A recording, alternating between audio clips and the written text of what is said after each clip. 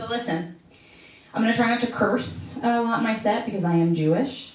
I'm not religious, it just means I will have family here. Hello.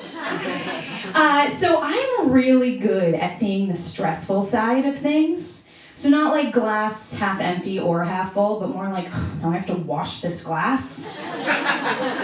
I have like the CNN of nervous systems, where on the inside I'm like, da-na-na-na-na, breaking news! This is the worst thing to happen to us since 1992.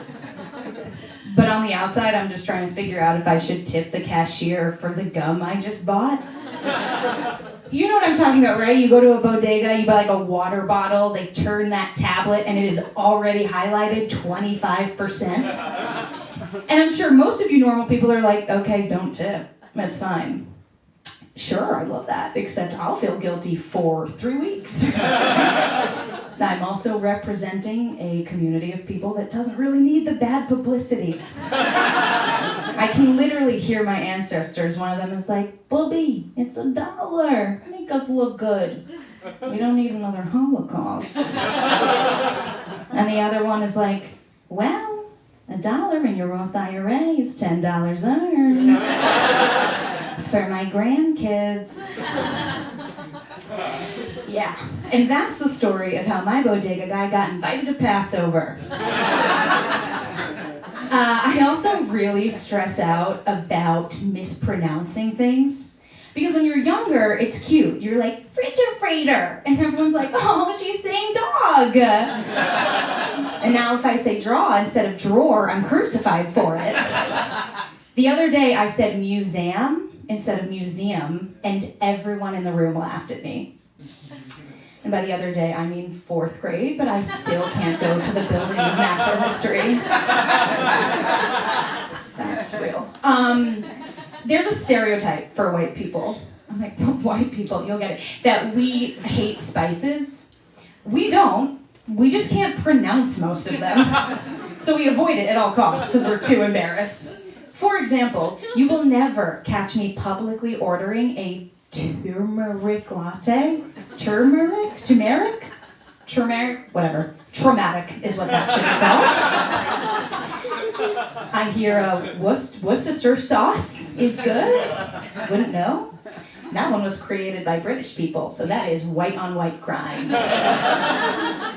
I'm a proud feminist, okay? I march. I wear the pussy hat. The pussy hat whispers into my ear that I am strong and powerful and gives me journal prompts. That being said, sometimes I would like to be objectified. Hear me out, ladies. Not in like use my skin to make a suit for himself kind of way, but like I would just like my skin to be considered a good option. I see a lot of women on social media saying, like, I don't want to be told that I'm beautiful or sexy anymore. Like, compliment me on my brain or that I'm funny. And I get that, and I agree.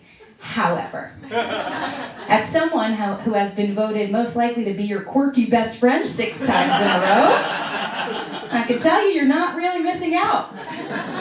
Because the ladies who were voted nicest eyes and kindest smile are currently engaged, and I just ate eggs out of a pan that had yesterday's eggs in it. So we're killing it. And listen, I genuinely think I'm beautiful. I'm good. I agree with all of it. I just need you guys to know that I'm not crazy, because these are some of the recent compliments I've gotten. A boss at this quick job I was doing, nailing, came up to me and was like, Stephanie, out of all 60 girls who applied for this job, we knew we wanted you the second we saw your picture because you were just so cute. And the other girls were intimidatingly pretty. A friend of mine reached out because she was casting a commercial that she said I was perfect for, her words. So she sent me the casting notice. It said, female, 20s, strange features, not a model. I booked it. Thank you. Were you agreeing that I'm not a model? Because, no, just what? I thought you were. Oh, thank you. Okay, see, it's working. Okay. So another one was this guy who was actually trying to date me. And just to prove how much he really liked me for me, he said, Stephanie, you are the whole package. You are funny, you're smart, you're kind, and I've dated hotter. And then the most recent, my favorite, this was just a few weeks ago, a friend of mine really wanted me to see from a very different perspective. And he said, okay, now imagine you're a beautiful woman.